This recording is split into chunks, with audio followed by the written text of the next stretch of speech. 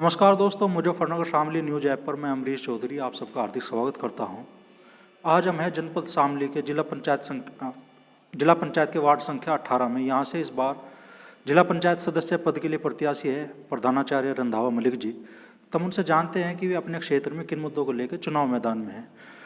गुरुजी, आप किन मुद्दों को लेकर चुनाव लड़ रहे हैं? हम विकास को लेकर के चुनाव लड़ रहे हैं और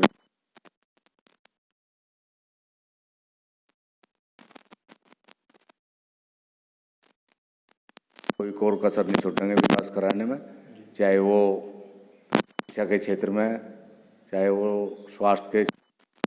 चाहे वो खेल के क्षेत्र में युवाओं के लिए,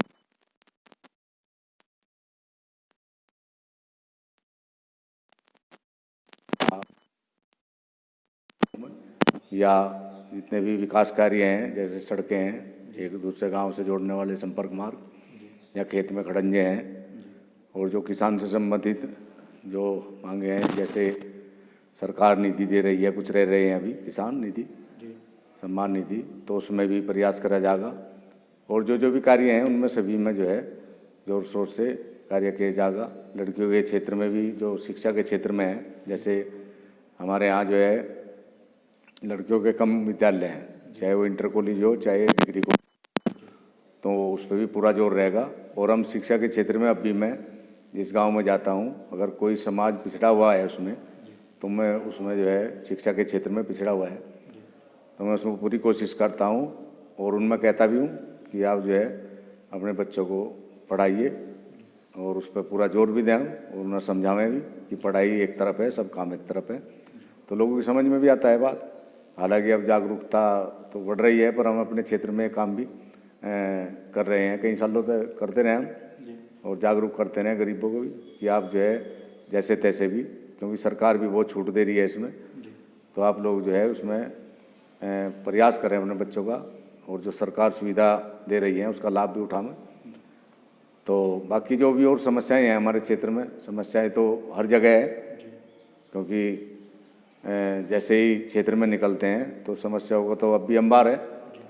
और हमारे पूर्व मेंबर है और वर्तमान में मेंबर है देशराज जी, उन्होंने भी काफ़ी कार्य करा,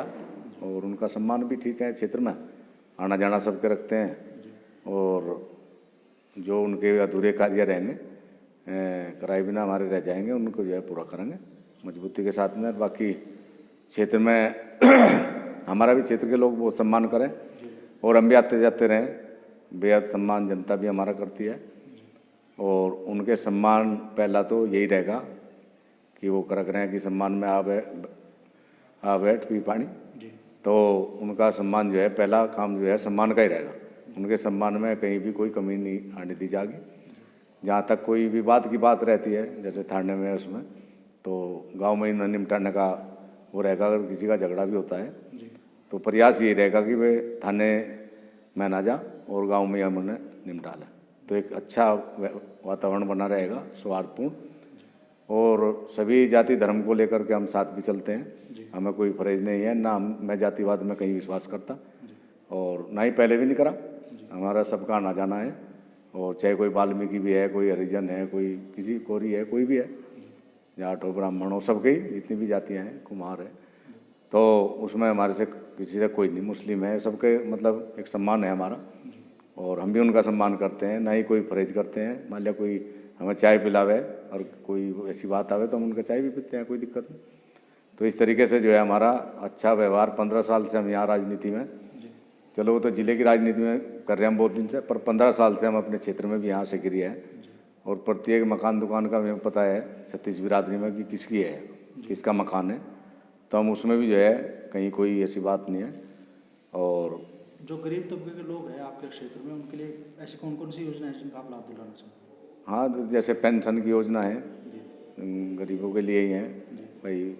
वृद्धा पेंशन है, विधवा पेंशन है, और जैसे गरीबों के लिए स्वास्थ्य की योजनाएं हैं, लैट्रिन वगैरह हैं, तो जो भी और नई तरीके की योजना भी सरकार लागू करती रहती है, तो सभी में जो है पूरा प्रयास कर उन्हें उसका लाभ दिलाया जाएगा। आपका पूरा क्षेत्र किसानों से जुड़ा हुआ है और गन्ना किसान अब बहुलता में है आपके यहाँ पे, तो उनसे जुड़ी ऐसी कौन कौन सी समस्या है जिनका आप निराकरण कराना चाहेंगे? मैं जैसी रहती है, कोर्ट का भी एक आदेश है, जी तो उसमें भी कहीं सरकार खरी नहीं उतर रही। जी अगर भाई 14 दिन में सुप्रीम कोर्ट के भी आदेश है, नहीं तो मैं भी आज के पेमेंट करना पड़ेगा। जी तो उस पर भी कोई ज़्यादा अमल नहीं करे, उसका प्रयास करा जाए गन्ने पेमेंट का। और जो गन्ने को जैसे सेंटर वगैरह है उनमें तोल ताल में गड़बड़ है, तोल में गड़बड़ करते रहें, तो उस पर भी ध्यान रखा जाएगा पूरा कि कोई ऐसी उसका चेकिंग वगैरह का उसका वो भी। और बाकी जैसे किसी के साथ में पर्ची वर्ची गड़बड़ होती रहे और कोई समस्या किसानों से संबंधित जो भी है, खाद की भी आ जाए, जैसे पीछे यूरिया का संकट आ गया था, जी डाई का संकट आ गया था,